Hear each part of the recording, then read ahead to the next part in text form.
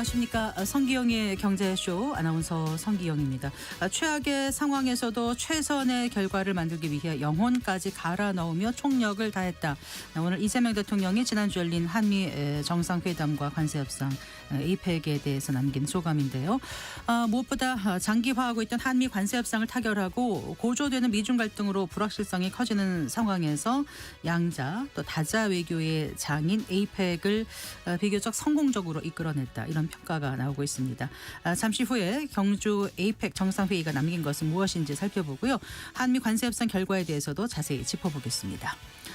정부가 내놓은 11호 부동산 대책을 둘러싸고 시장의 혼선이 커지고 있다고 합니다. 11호 부동산 대책 발표 이후 땜질 처방이 이어지고 있기 때문인데요. 대출 갈아타기 LTV 40% 적용은 서민들의 이자 부담 경감에 역행한다는 지적에 기존대로 70%로 물러섰고요. 또 비주거 LTV 규제 정정, 또 신생아 특례 대출 제외 등이 발표 이후에 이루어졌다고 합니다. 자, 11호 대책 이후 번복되는 정책 그리고 현장 분위기 잠시 후 전해드리겠습니다. 이 시간 유튜브로도 함께합니다.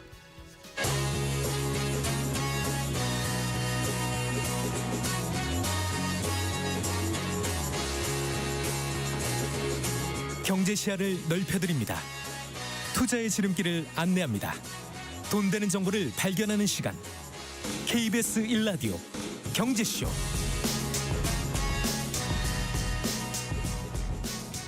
먼저 오늘의 주요 경제 뉴스 정리해드리겠습니다. 경제 뉴스 브리핑 손석우 경제평론가와 함께합니다. 어서 나오십시오. 예, 안녕하세요. 네, 연일 강세를 이어가던 코스피가 오늘은 큰 폭으로 조정을 받았습니다. 네, 오랜만에 2%대의 낙폭을 보였습니다. 지금 5거래일 만에 하락 마감을 한 거거든요.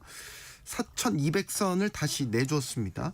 코스피 오늘 2.37% 하락하면서 4,121.74에 코스닥은 오늘 강세였습니다. 1.31% 상승한 926.57로 거래를 마쳤습니다. 오늘은 수급을 좀 주시해서 봐야 될 것 같습니다. 일단 외국인과 기관이 동반해서 매도 우위를 보였습니다. 여기까지는 괜찮은데 외국인이 2조 원 넘게 매도 우위를 보였거든요. 이게 이제 낙폭을 키운 요인이라고 볼 수 있고 이 매도 물량을 받아낸 게 오늘 개인들이 다 받아줬죠. 네. 이제 어제 개인들이 국내 주식을 본격적으로 매수한 흐름이 포착된다 이런 말씀을 드린 바가 있는데 이게 이제 오늘 수급 상황을 보면 확연하게 드러나는 거죠. 코스피에서만 오늘 개인들이 2조 6천억 원 넘는 매수 우위를 보였습니다. 이제 업종별로 보면 오늘 하락은 역시 그동안 상승세를 주도해왔던 반도체 투톱이 부진했기 때문입니다. 삼성전자와 SK하이닉스가 오늘 나란히 5%대의 약세를 보였고요. 뭐 이 밖에도 뭐 시가총액 상위주들 다 오늘 파란불이었습니다. 오늘은 확실히 쉬어가는 모습을 보였습니다. 이제 앞으로의 시장 흐름을 주시해서 봐야 하는데 오늘의 조정은 그동안 장기간 이어온 강세 흐름을 감안할 때는 자연스러운 조정이고 받아들여야 할 조정이라고 생각이 되는데 이제 오늘의 조정에 그치는 게 아니라 지금 시장 한켠에서 제기되고 있는 뭐 고점 논란과 결부돼서 혹시 하락 기간이나 하락폭이 커질지를 좀 지켜봐야 될 것 같은데 아직까지는 지금의 강세 흐름이 꺼질 것이라고 보는 그런 의구심은 물론 소수 의견에 불과하기는 합니다. 지금 이제 어닝 시즌이니까 어닝 시즌을 통해서 지금의 의구심들을 해소할 수 있을지 계속해서 주시해서 좀 지켜보셔야 될 것 같습니다. 자, 이재명 대통령이 오늘 국회를 찾아서 내년도 예산안에 대한 시정 연설을 했습니다. 네, 그렇습니다. 이재명 대통령 내년도 예산안에 대해서 AI 3대 강국 도약을 위한 첫 대한민국의 예산안이다 이렇게 정의를 했습니다. 박정희 대통령이 산업화의 고속도로를 깔았고 김대중 대통령이 정보화의 고속도로를 낸 것처럼 이제는 AI 시대의 고속도로를 구축해야 한다 이렇게 설명을 하면서 예산안 처리에 초당적 협력을 당부했습니다. 구체적인 예산 편성 원칙으로는 총 지출은 올해 대비 8.1% 증가한 728조 원 역대 최대 규모로 편성을 했고요. 이 가운데 AI 3대 강국 도약을 위한 대전환에 10조 1천억 원을 편성을 했습니다. 또 이와 함께 첨단 전략산업 분야의 핵심 기술 개발을 위한 R&D 투자를 역대 최대 규모인 35조 3천억 원으로 19.3% 확대 편성했다고 밝혔습니다. 네. 이 대통령이 이날 22분 가까이 진행된 시정 연설문에서 인공지능이란 단어를 총 28차례나 언급을 해서 임기 내에 AI 대전환을 이뤄내겠다는 의지를 재차 드러냈고요. 또한 그동안의 성과에 대해서 우리 경제가 위급 상황을 벗어났고 주가 지수가 4,000선을 돌파했다고 평가하면서 하지만 무역 통상 질서의 재편, AI 대전환의 파도 앞에서 국가의 생존을 모색해야 할 절체절명의 위기다 이렇게 진단했습니다. 네. 자, 지난주 이제 에이펙 회의를 계기로 엔비디아가 차세대 GPU 26만 장을 우리나라에 이제 우선 공급하겠다 이렇게 이제 약속하지 않았습니까? 네. 그런데 이와 관련해서 좀 뭔가 뒤집는 듯한 네. 그런 뉘앙스의 발언이 도널드 트럼프 미국 대통령의 입에서 나왔습니다. 네. 예. 또 우리의 또 트럼프 대통령이 또 희한한 발언을 또 하셨어요. 일단은 이 블랙웰 26만 장 한국에 우선 공급하겠다라는 거는 국내뿐만 아니라 해외에서도 큰 화제가 됐을 만큼 이번 네. 에이펙 정상회의의 핵심 성과물 중에 하나죠. 그런데 이제 트럼프 대통령이 엔비디아의 최첨단 제품의 수출 통제를 시사하는 발언을 한 거예요. 이게 네. 지금 미묘한 파장을 낳고 있는 겁니다. 문제의 발언은 이제 트럼프 대통령이 미국 CBS 방송의 시사 프로그램 60분 인터뷰에서 나온 건데 네. 엔비디아가 중국으로 최첨단 반도체를 팔도록 허락할 거냐 진행자가 이렇게 질문을 한 거예요. 근데 이제 트럼프 대통령은 그렇게 하지 않을 것이다라고 답을 했죠. 여기까지는 현재 미중 경쟁 관계를 생각하면 그럴 수 있다 여겨집니다. 중국으로는 안 하는 거니까. 그렇죠. 네. 근데 이제 이어서 한 발언들이 이제 봐야 되는데 중국이 엔비디아와 그 문제를 처리하도록 할 것이다. 이렇게 또 여지를 남기는 듯 하다가 최첨단 반도체에 대해서는 그렇게 하지 않을 것이다. 이렇게 또 부연 설명을 한 건데 이제부터 들으셔야 됩니다. 이 최첨단 반도체는 미국 말고는 누구도 갖지 못하게 할 것이다. 이렇게 말을 한 거예요. 그러니까 이 마지막 말이죠. 최첨단 반도체를 미국 말고는 누구도 갖지 못하게 할 것이다. 이게 지금 논란이 된 겁니다. 그러면 그 엔비디아가 한국에 주려던 최신 GPU도 공급을 못하게 막을 수도 있다 이런 뜻으로 해석을 할 수 있을까요? 그러니까 미국 말고는 누구도 갖지 못하게 할 거다. 그러면 이제 한국도 마찬가지 미국 말고도니까 트럼프 대통령이 또 같은 날이었는데 또 그 전용기 안에서 기자들과 만나서 네. 이 이야기를 또 한 거예요. 그러니까 블랙웰 칩 이야기를 하면서 이 블랙웰 칩은 다른 모든 반도체보다 10년 정도 앞서 있다. 그래서 다른 사람들 국가에게 주지 않을 거다. 이렇게 또 얘기를 한 거예요. 그래서 트럼프 대통령의 발언을 종합을 해보면 이 AI 반도체 가운데 최첨단 제품은 중국뿐 아니라 우방국을 포함한 다른 나라에도 판매를 통제하겠다. 이 취지로 이제 해석이 된단 말이에요. 근데 저는 이제 저 발언만 가지고 엔비디아의 칩 공급에 문제가 있을 것 같다고 아직까지는 보기는 어렵다고 생각합니다. 저 발표를 한 게 트럼프 대통령도 참석을 했던 에이펙 정상회의 기간에 발표가 이루어진 겁니다. 그렇다면 엔비디아도 저 발표를 준비를 하면서 트럼프 행정부와 사전에 교감을 나눴을 수 있고 직간접적인 동의도 구했을 것으로 보입니다. 네. 그리고 이게 더 중요한데 트럼프 대통령의 질문은 사실 중국에 대한 반도체 칩 통제를 할 것이냐 이 질문을 답하는 과정에서 이어지면서 나온 발언이거든요. 그동안 트럼프 대통령이 여러 차례 말을 바꿨거나 혹은 즉흥적인 발언을 해왔던 기존의 행태들을 보면 중국을 견제해야 한다는 차원에서 칩 수출 통제를 강화하는 것을 설명하다가 네. 좀 과장되게 확대되게 표현한 것이다. 이렇게도 볼 수 있기 때문에 아직까지는 아닌데 네. 그래도 뭔가 찜찜하죠. 네, 계속 또 지켜봐야 될 문제 같습니다. 예, 그리고요 물가가 다시 심상치 않게 좀 오르는 조짐 보인다고요? 10월 소비자 물가 동향이 나왔습니다. 네, 그렇습니다. 이게 국가데이터처가 오늘 이제 10월 소비자 물가 동향을 발표한 걸 보면 네. 지난달 소비자 물가 지수가 117.42. 그래서 1년 전보다 2.4%가 올랐어요. 이게 지난해 7월 이후 15개월 만에 가장 높은 수치거든요. 네. 올해 이 소비자 물가 상승률 추세가 이제 6, 7월에 2% 기록한 뒤에 8월에 1%대로 좀 둔화됐다가 지난 9월에 2.1%로 올라섰고 그리고 지난달에 이제 2.4%까지 오름폭이 더 확대된 거죠. 그러면서 네. 지금 뚜렷한 상승 기조를 나타내고 있는 건데 일단 10월의 상황을 먼저 좀 돌이켜 봐야 되는 건 조금 달랐어요. 다른 달이랑. 일단 긴 추석 연휴가 있었죠. 이게 되게 긴 연휴였죠. 7일 연휴였습니다. 네. 그래서 이렇게 추석 같이 긴 연휴 앞뒤로는 소비가 많이 늘어나는 때입니다. 그래서 네. 지난달에 보면 뭐 해외 여행비라든지 숙박료, 미용료 같은 이런 개인 서비스 부분이 3.6%가 올랐어요. 네. 그 전체 물가의 0.72%포인트를 이 부분에서 끌어올렸습니다. 그리고 또 이례적으로 가을 장마가 되게 길었죠.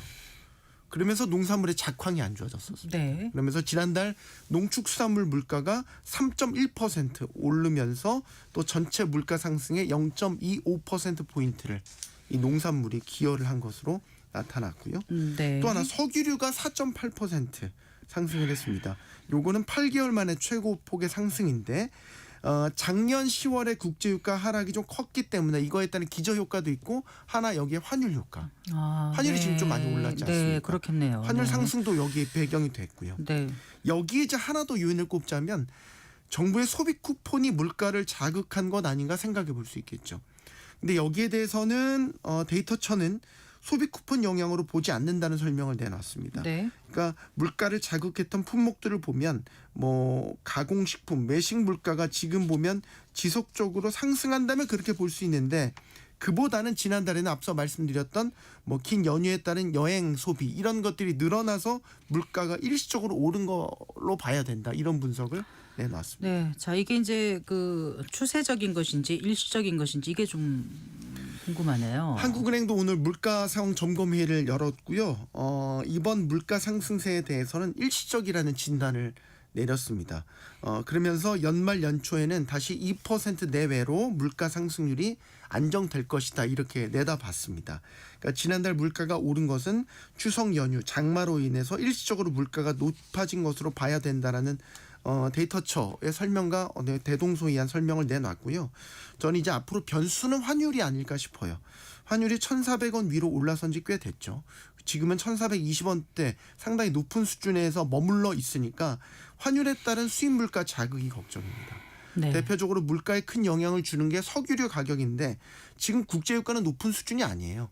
배럴당 60달러 밑으로 떨어지기도 하고 상당히 낮은 수준에 있는데 지금 우리한테 들어올 때는 환율이 높아서 국내에 들어올 때는 이게 물가에 부담이 되는 수준으로 들어오고 있다는 겁니다. 네. 그래서 앞으로 환율이 복병이 되지 않을까 이 부분을 좀 지켜보셔야 네. 되겠습니다.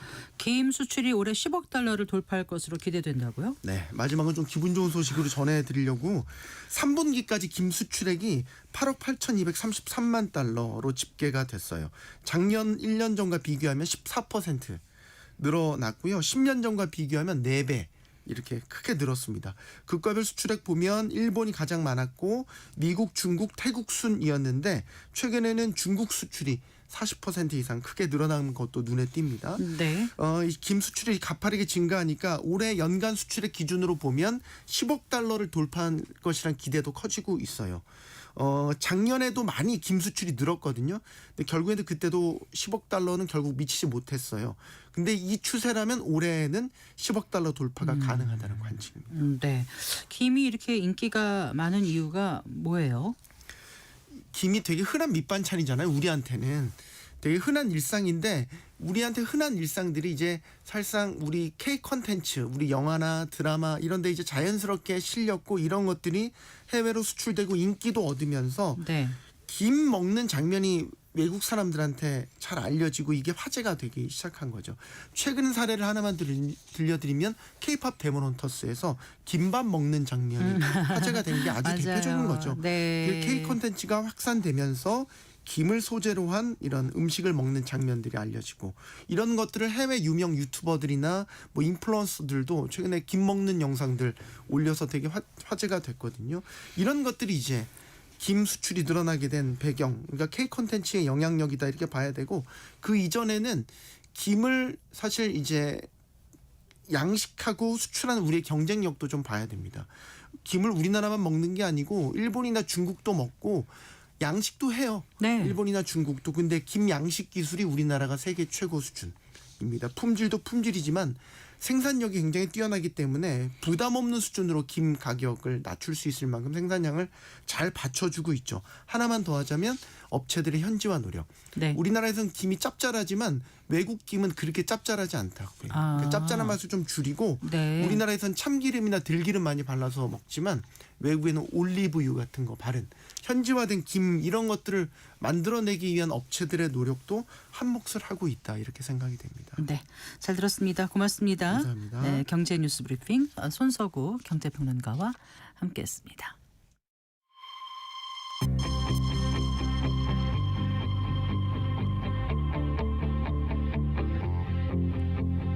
경제 전문가의 원포인트 레슨. 꼭 알아야 할 정보와 이슈를 알기 쉽게 풀어드립니다. 대한민국 경제 고수와 함께 투자의 맥을 짚는 KBS 일라디오 경제쇼. 진행의 성기영 아나운서입니다. 기대보다 성과가 많았다. 이번 에이펙 정상회의에 대한 평가인데요. 무엇보다 한미 간 관세 협상 후속 합의가 전격 이루어졌고요. 또 처음으로 인공지능 AI 관련 합의문도 발표됐습니다. 여기에다가 이제 엔비디아의 차세대 AI 칩 26만 장도 확보했습니다. 네, 에이펙 정상회의의 경제적 성과 또 한미 관세 협상의 실익 짚어보고 앞으로 남은 과제에 대해서도 생각해 보겠습니다. 김홍종 전 대외경제정책연구원장 스튜디오에 모셨습니다. 반갑습니다. 네, 안녕하세요. 안녕하세요. 네, 그 에이펙 정상회의가 이제 끝났습니다. 네. 시작 전에는 좀 우려도 꽤 있었는데 그래도 잘 마무리됐다고 봐야 될까요? 네, 네.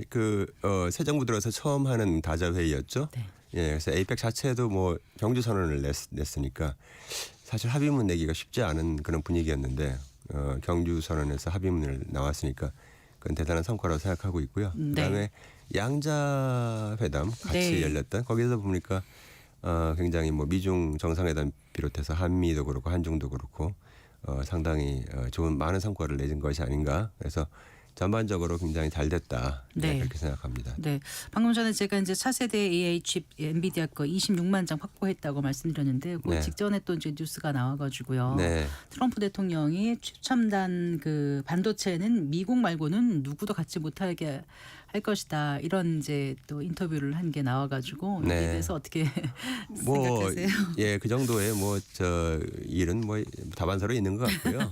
네. 예, 앞으로 잘 풀어나가면 될 것 같아요. 네, 그 문제는 또 우리가 네. 또 굉장히 많은 그 기여를 하고 있고 저 GPU를 만드는데 또 많은 기여를 하고 있죠. 네. 예, 그 반도체도 많이 공급을 하고 있고 해서 잘 얘기를 하면 되지 않을까 싶어요. 예, 트럼프 네. 대통령하고는 네. 네.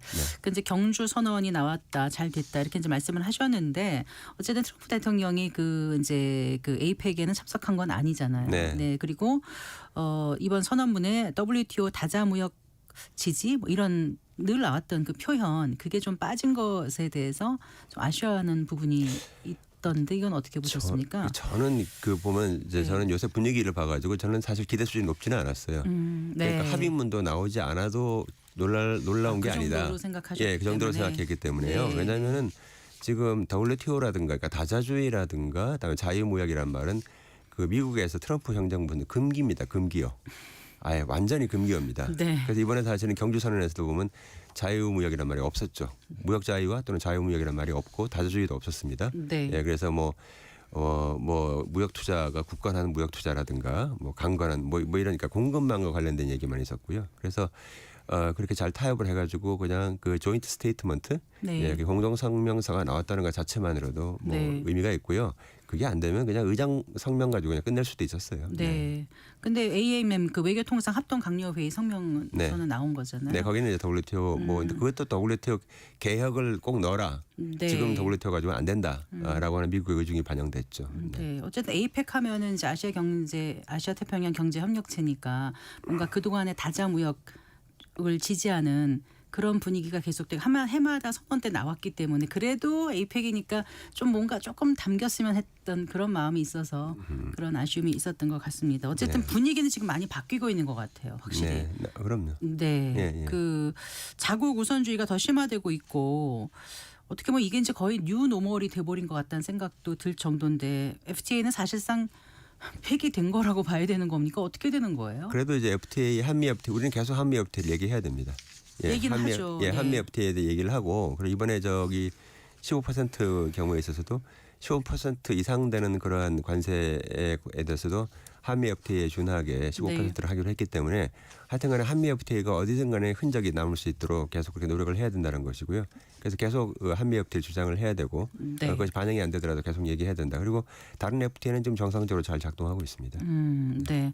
어쨌거나 지금은 좀 양자 협력, 각자 도생이 더욱 강화되는 그런 분위기이기 때문에 그런 이제 협력 체계를 잘 활용해야 되겠다 이런 생각을 하게 되는데요. 우리나라가 이제 수출 의존도가 아무래도 높다 보니까 이렇게 전 세계 무역 질서가 자국 우선주의로 재편되고 이렇게 되면 좀 불리해지는 건가?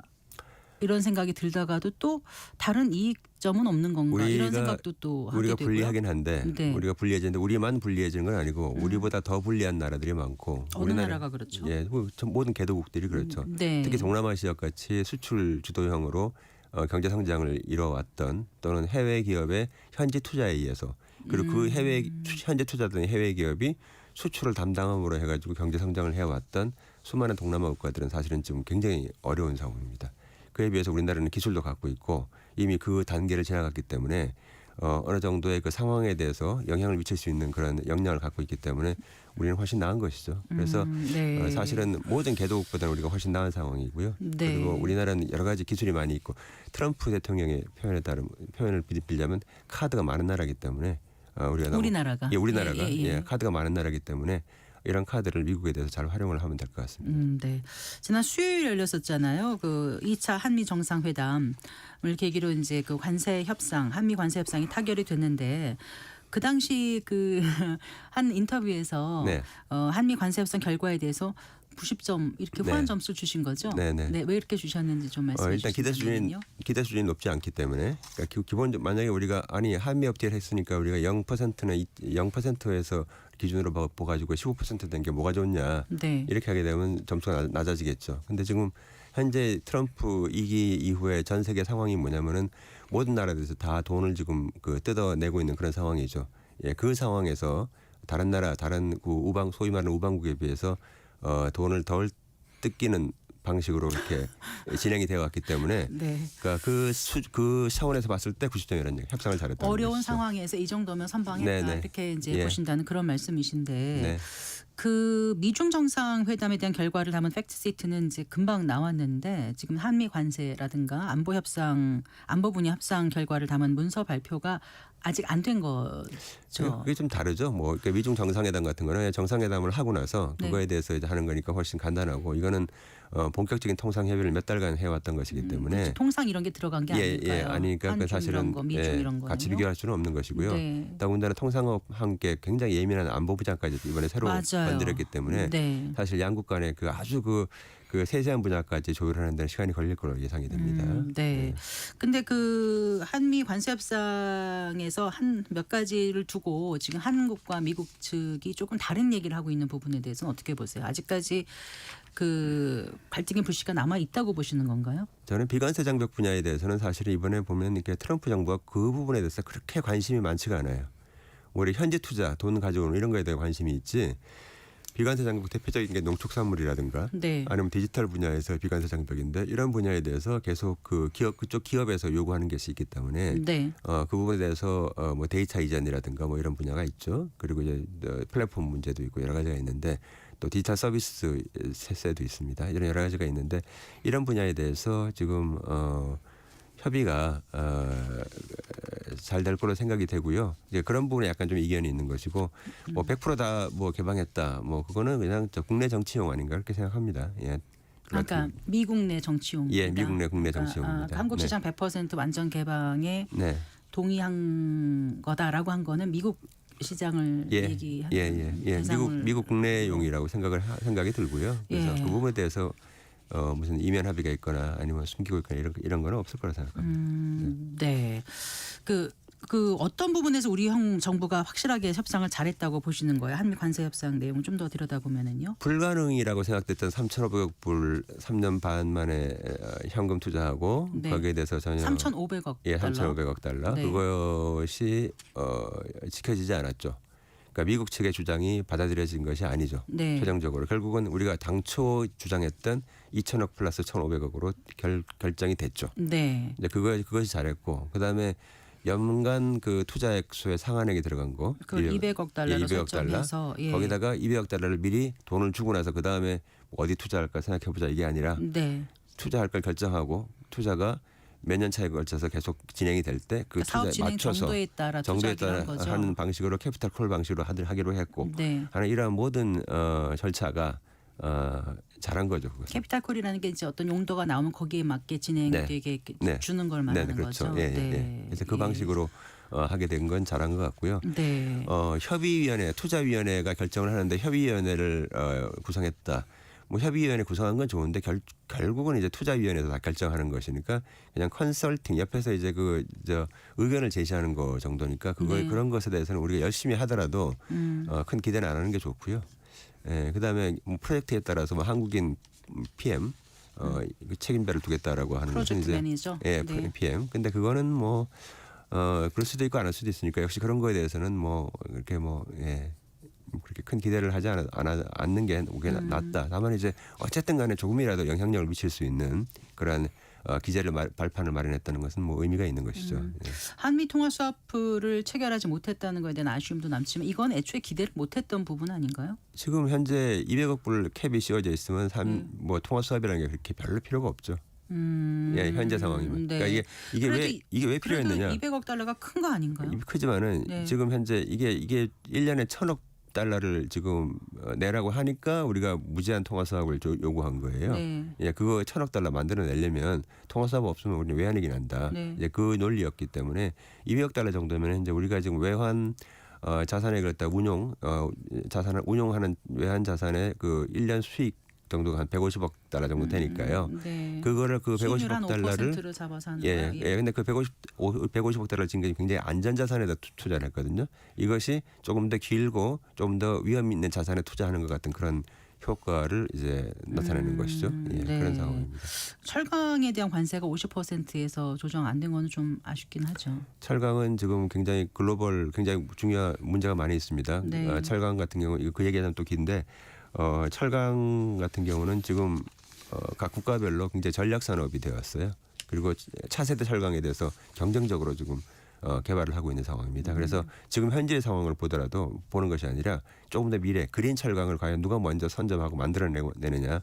지금 거기에 전 세계 철강 산업의 판도가 좀 결정될 것입니다. 그린 철강이라고 하면 어떤 의미? 그러니까 이제 CO2를 많이 내지 않는 이산화탄소 많이 내지 않는 방식으로 철강을 만들어내는 거죠. 네. 예, 그래서 그쪽으로 지금 모든 나라들이 지금 다 노력을 하고 있고 우리나라 철강 업체도 그렇게 하고 있습니다. 지금 그렇게 하지 않으면 모든 전 세계 철강 업체가 중국의 철강 산업에 의해서 다 이제 고사될 위기가 있습니다. 지금 중국의 철강 산업이요, 1년에 중국 1등인데 지금 생산액 커패서티가 2등의 10배입니다. 아 그래요? 예, 완전히 뭐 2등하고의 격차가 완전히 따라올 수 없게 10배고요. 그다음 네. 2등부터 2, 3, 4, 5, 6, 7등이 전부 다 뭐 다 고만고만한 난쟁이들이에요. 그러니까 도토리 1등이에요. 기재기처럼. 그래서 예. 중국이 지금 90%를 국내용으로 쓰고 있어요. 그 많은 걸. 그리고 나머지 10%를 수출을 하는데 10% 수출하다가 국내가 90% 쓰다가 네, 국내가 약간 좀 침체해가지고 89%가 되잖아요. 네, 그 1%를 더 수출하잖아요. 네. 그러면 전 세계가 난리가 납니다. 그 정도 영향이 예, 그 1%가 네. 그 1%가 말하자면 다른 나라 지금 10%에 해당하는 거예요. 엄청난 겁니다. 그러니까 네. 이제 그러면 공급 과잉이 되는 거예요. 근데 그게 바로 언제 나타났냐? 그게 작년 재작년에 중국 경제 성장률이 조금 낮아지면서 그럼 남은 철강을 밖으로 밀어내게 수출을 했어요. 네. 이제 그러면서 과잉 철강, 과잉 생산 문제가 굉장히 문제가 됐었죠. 예. 네. 선방했다. 90점이다 이렇게 표현하셨는데 이제 다른 나라와 비교할 때도 이 잘 할 수 있었던 거는 우리가 이제 카드가 여러 개가 있다고 하셨는데 그 중에서도 또 이제 조선업 카드 이러면 마스가 영향도 좀 있었겠죠. 그렇죠. 조선업 뭐 반도체도 그렇고 조선업인데 조선업이 가장 크죠. 조선업이 네. 가장 큰데 조선업은 결국은 미국이 측이 원하는 그 투자 형태 돈을 내라 네. 결정을 우리가 한다. 이 방식을 안 따르는 거죠. 안 따랐기 때문에 한미 조선 협력을 하자고 하면서도 미국은 마스간에 대해서는 가타부터 말이 없었어요. 그 왜냐하면 마스간은 전부 다 우리의 주도로 하는 거거든요. 네. 우리 주도로 하는 거기 때문에 싫었는데 결국은 마스카를 받아들였죠. 네. 그 이번에 한미 정상회담에서 눈길 끌었던 게 이제 그 이재명 대통령의 그 추진 잠수함 그 부분입니다. 그러니까 핵 연료 공급 받을 수 있게 해달라고 한 거죠. 핵 추진 잠수함이라 직접적으로 얘기했던 건 아니죠. 핵 추진 잠수함의 네. 다른 모든 부분은 우리가 할 테니까 네. 연료에 해당하는 거를 예. 조달할 수 있도록 해달라 근데 그랬는데. 다음 날 예.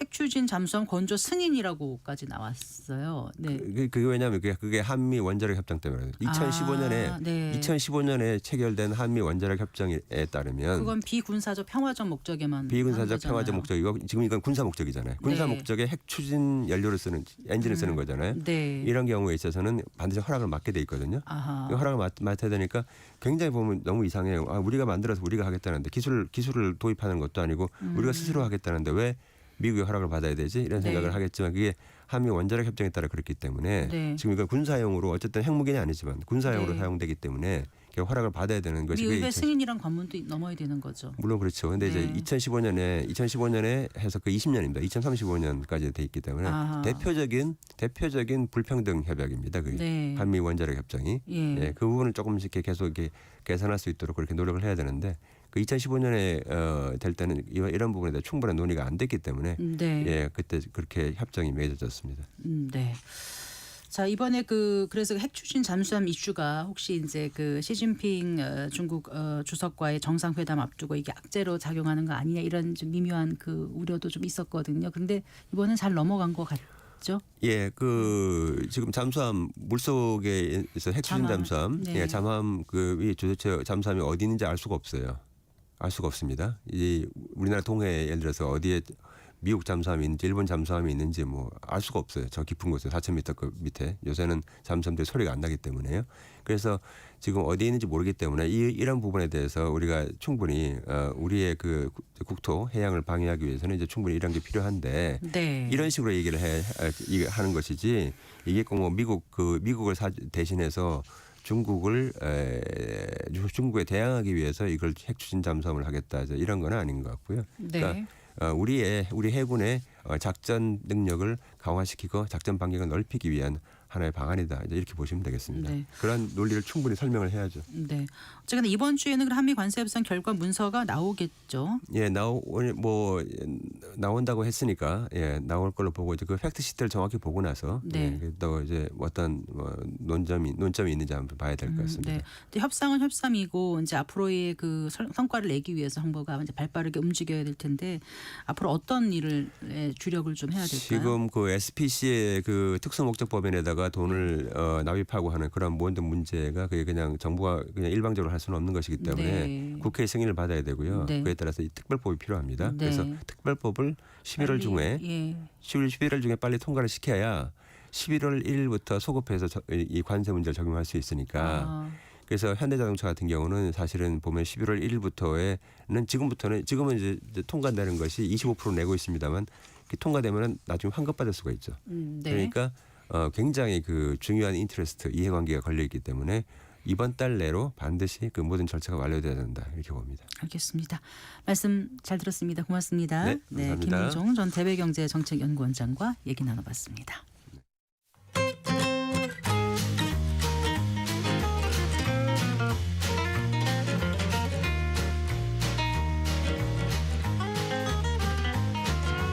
경제 맛집 투자 핫플.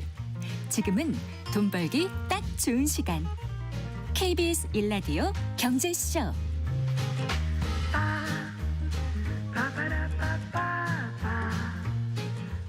네, 부동산 시장을 한 뼘 깊게 분석해보고 한 발 빠르게 전망해보는 순서입니다. 부동산 투자 분석 우리은행의 함영진 부동산 리서치 랩장과 함께하겠습니다. 어서 나오십시오. 안녕하세요. 이게 11호 부동산 대책인데 이게 이제 잘못 읽으면 11호 해서 11월 5일처럼 느껴질 것 같아가지고 이제 1015라고 해야 되나요? 맞습니다. 이런 생각이 네. 드네요. 자, 네. 1015 부동산 대책 둘러싸고 지금 시장이 혼선이 커지고 있다면서요? 여러 분야에서 얘기가 나오고 있는 것으로 보여집니다. 일단 네. 이제 대출 관련한 분야에서 특히 얘기가 좀 많은 편인데요. 일단 금융위원회가 10월 26일 이제 규제지역 내 주택담보대출 대환대출에 대해서 이제 최초 취급 시점의 담보인정 비율, 그러니까 LTV를 적용한다고 이번에 수정해서 밝혔습니다. 뭐 당초 규제 지역은 이제 강화된 LTV 40%를 적용하기로 했던 방침을 좀 뒤집었고요. 기존 70%로 되돌린 것인데요. 아무래도 서민층에서 이자 부담 완화를 위한 이제 대환대출 갈아타기까지 막는 것은 좀 심했다. 이런 불만이 커지면서 정부가 한 발 물러선 것으로 보여집니다. 네.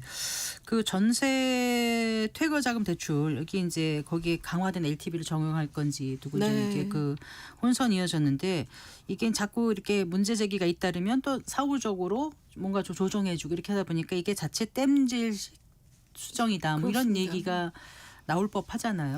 시장의 불만이 이제 커질 수밖에 없는데요. 최근에 좀 여러 가지가 있었습니다. 일단 말씀하신 이제 전세 계약 당시에 비규제 지역이었지만 15 대책 이후에 규제 지역으로 바뀐 경우에도 뭐 강화된 LTV 40%가 적용된다고 해서 좀 논란이 있었는데요. 네. 일단 이제 금융위원회가 뒤늦게 6월 27일까지 체결된 임대차 계약은 이제 규제 지역 여부와 상관없이 기존의 LTV 70%를 적용해서 대출을 해주기로 밝혔습니다. 뭐 사실 이외에도 여러 가지가 있었습니다. 일단 토지거래허가 구역 내에 상가랑 오피스텔 같은 이제 비주택 담보대출이죠. 이런 론투밸류 LTV 같은 경우는 사실 좀 오락가락하기도 했었거든요.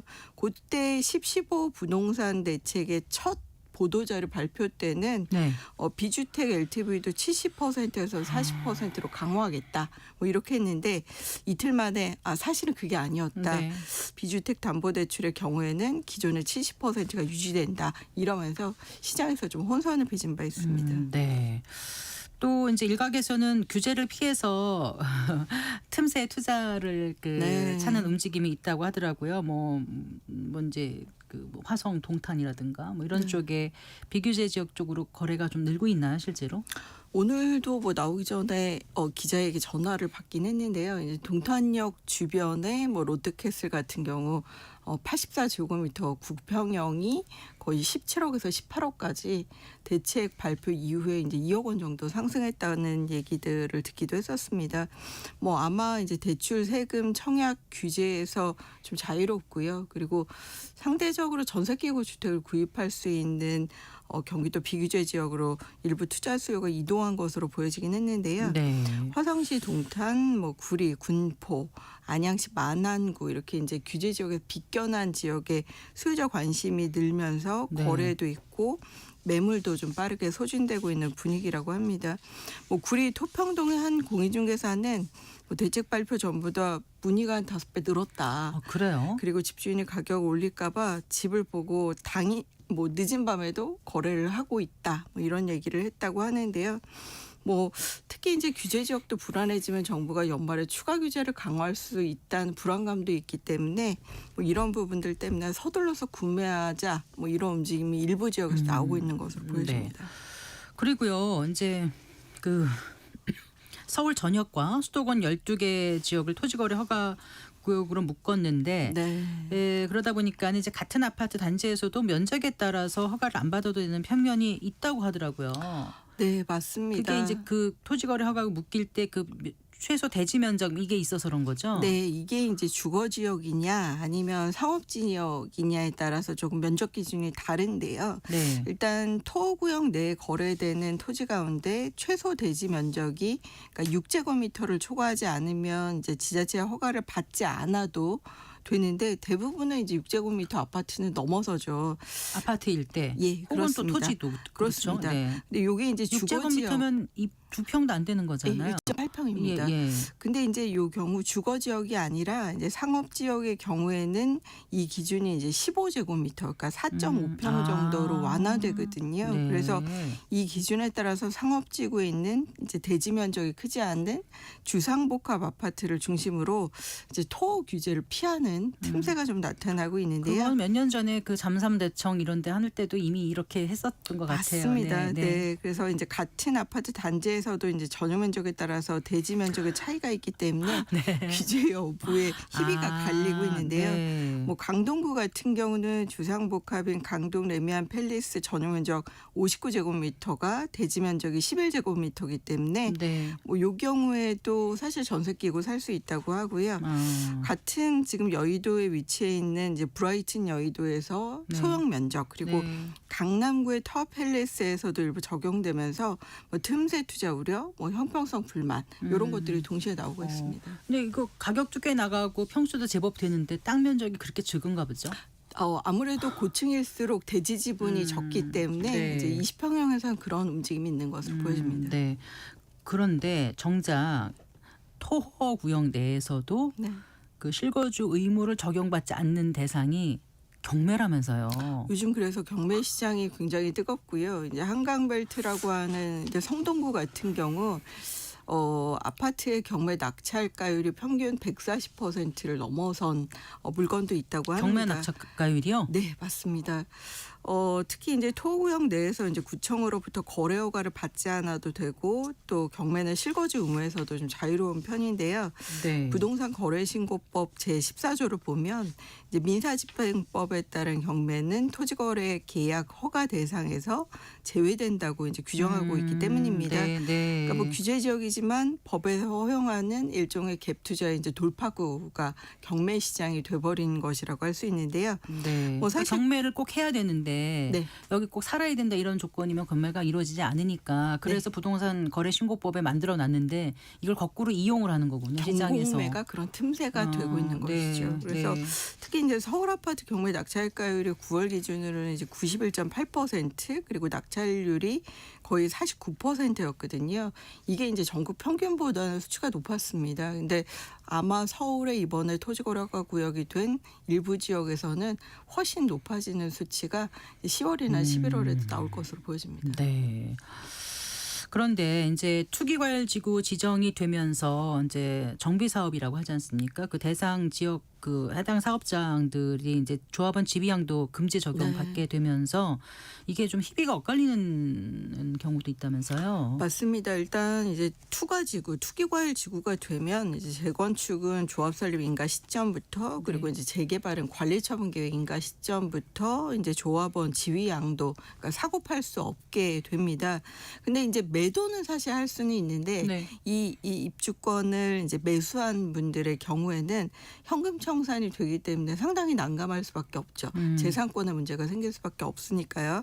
이제 그동안 재건축 사업지에서 조합 설립 인가를 이미 받은 단지 같은 경우는 사업 속도가 이제 7분 능선을 넘었기 때문에 아무래도 호재로 작용하고 가격 상승의 요인이 됐지만 지금은 조금 달라졌습니다. 그러니까 조합원 지위양도가 가능한 조합 설립 인가전 단지는 최근에 이제 막판 매수세가 좀 몰리는 분위기도 있다고 하는데요. 근데 이미 조합이 설립된 곳은 요즘 거래가 뚝 끊겼다고 합니다. 네. 뭐 서울시 자료에 따르면 서울 내 조합원 지위양도 제한 규모만 재건축이 한 139개 사업장 되고요. 네. 한 뭐 10만 가구 정도 됩니다. 그리고 재개발이 75개 사업장 5만 가구 정도 되는데요. 사실 이게 이제 사고를 팔면서 재산권과 관련된 굉장히 민감한 사안이잖아요. 네. 그래서 뭐 사는 사람도 파는 사람도 뭐 사업 단계에 따라서 당분간 좀 울고 웃는 이슈가 생길 수 있을 것으로 보여집니다. 그런데 그 조합 설립 인가라든가 말씀하신 그 관리 처분 인가를 받았더라도 조합원 지위 양도가 가능한 예외 조항이 있지 않습니까? 네, 맞습니다. 이제 투기과열 지구의 정비 사업지 중 매도자가 5년 실거주 그리고 10년 보유 조건을 갖췄으면 이제 조합원 지위 양도가 가능하고요. 네. 이 외에도 가구원 모두 생업이나 질병, 뭐 취약, 결혼으로 아예 다른 시군구로 이사를 하는 경우, 그리고 네. 상속받은 주택으로 가구원 전원 이전하는 경우, 그리고 네. 이제 해외에 나가시는 분들 계시잖아요. 그리고 2년 이상 해외에 체류하시는 경우도 해당이 됩니다. 그리고 이제 조합 설립 인가 후에 3년 이상 사업 시행 인가가 지연되거나 네. 사업 시행 인가 이후에 3년 이내에 착공이 지연되는 경우 그리고 네. 착공 후에 3년 이상 준공 지연 이렇게 이제 사업 진행이 잘 되지 않는 경우에도 네. 조합원 지위 양도를 좀 허락해 주고 있는 분위기라고 할 수 있는데요. 네. 그리고 뭐 경매나 공매도 이제 매수할 경우에도 해당이 되고요. 그리고 투기과열지구 지정 전에 계약하고 지정일로부터 60일 이내에 부동산 거래 신고를 완료한 경우에도 매도할 때 조합원 지위 양도가 가능해지기도 했습니다. 네. 근데 이게 이제 매물마다 그리고 실질적으로 거주했냐 안 거주했냐 이런 부분에 따라서 사실 물건별로 너무 케이스 바이 케이스가 다양하기 때문에 네. 이 규제 지역의 정비사업 매입하실 때는 주의하실 필요가 있겠습니다. 근데 같은 지역 내에서 5년 그러니까 재개발 재건축 이런 게 5년 내에 또 하나 받을 수 없다 뭐 이런 거 있지 않습니까? 5년 내에 5년 내에 두 채가 예를 들어 같은 지역에 맞습니다. 있으면 못 받으면 네. 그럼 그 물건을 하나 산 사람은 어떻게 되는 거예요? 청산 대상 그런 것도 만약에 속이고 팔거나 그러면은 당할 수도 있는 거 아니에요? 네, 그래서 반드시 이제 조합을 확인을 하셔야 될 것 같고요. 네.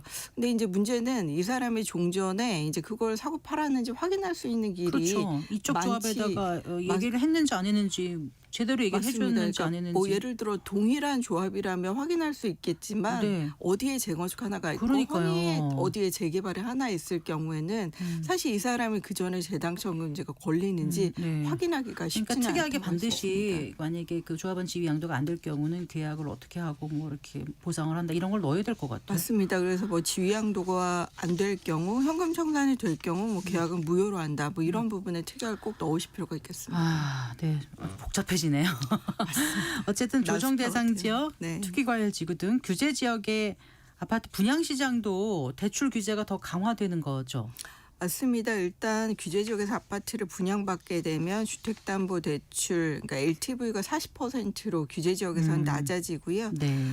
중도금 집단대출 시에는 사실 대출을 받을 수는 있어요. 근데 이제 분양받은 주택의 잔금 시점이죠. 그때 이제 중도금 대출에서 주택담보대출로 전환되기 때문에 예. 대출 한도가 분양가에 따라서 최대 2억 원에서 6억 원까지 줄어들 위험이 생기게 되는 겁니다.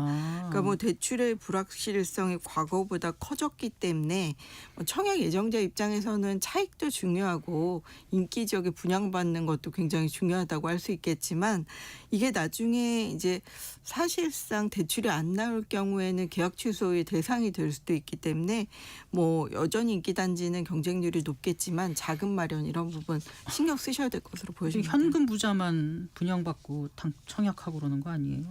그래서 예. 요즘 이제 얘기 나오는 게 이제 서초 반포의 그 레미안 트리니원이라고요. 트리니원이라고요. 또 기사가 많이 나와서 봤습니다. 예, 차익만 뭐 20억, 30억이라고 하는데 내년 7월에 입주기 때문에 네. 이 경우에도 사실 굉장한 돈을 잔금 마련할 수 있는 능력이 되시는 분만 청약을 할 수 있겠죠. 네, 규제지역 아파트 분양 때 대출 규제 말고도 1순위 조건이라든가 뭐 가점제 비율 같이 이렇게 청약 조건 강화되는 게 있죠. 네, 맞습니다. 이제 청약통장 의무 가입 기간이 늘어나고요. 2년으로. 그리고 추첨제 물량이 좀 줄어듭니다. 가점제 물량이 증가하고요. 2년 이상 해당 지역 거주자한테 우선 공급되는 규제도 부과되는데요. 이제 재당첨 제한도 7년에서 10년으로 늘고 그리고 민영주택의 경우에는 이제 전유 면적에 따라 가점제 공급 비중도 늘어나게 됩니다. 네. 뭐 향후에 이제 분양 시장에 좀 들어오실 분들은 이제 가점 확보 그리고 현금 동원 이런 부분들이 이제 두 가지가 필수라고 할 수 있겠고요. 네. 이제 청약 시점부터 잔금 마련까지 고민을 하실 필요가 있는 게 이제 규제 지역에서는 입주장에서 전세를 놔서 그 전세금으로 잔금을 해결했잖아요. 네. 지금 소유권 이전 조건부 전세 대출이 금지됐기 때문에 임차인을 구할 때도 임차인이 대출이 있으면 되지 않습니다. 네. 이런 부분들 신경 쓰실 필요가 그러니까 잘못 있습니다. 청약했다가 이제 조건이 안 돼서 이제 그 자격을 상실하게 되면 앞으로 또 다음번에 청약은 몇 년 또 기다려야 되잖아요. 재당첨 금지가 7년 10년 걸리는 것이죠. 그렇군요. 좀 많이 좀 살피면서 하셔야 될 것 같습니다. 그 오피스텔 같은 경우도 규제 지역은 앞으로 이제 1순위 청약 요건이 강화되는 거예요? 네, 맞습니다. 이제 규제 지역의 오피스텔 청약할 때 지역 거주자 우선 분양이 시작됩니다. 그렇군요. 그렇기 때문에 조정 대상 지역이든 투기과열 지역이든 이제 오피스텔 분양할 때 총 물량의 20% 내에서 해당 지역 거주자 우선 분양이 적용된다고 할 수 있겠고요. 네. 이번 안양에 분양하는 물량도 그렇더라고요. 그리고 이제 네. 100실 이상은 그 비율이 10에서 20% 그리고 100실 미만은 10% 이하에서 지자체와 다가권자가 정하는 비율의 분양만큼 지역거주자에게 우선 분양이 배정되는 구조이기 때문에 네. 전매 기조와 함께 좀 신경을 쓰셔야겠습니다. 알겠습니다. 잘 들었습니다. 고맙습니다. 네, 고맙습니다. 네, 함영진 우리은행 부동산 리서치 랩장과 함께했습니다. 마칠 시간입니다. 성기영의 경제쇼 오늘 순서 여기까지입니다. 아나운서 성기영이었습니다. 고맙습니다.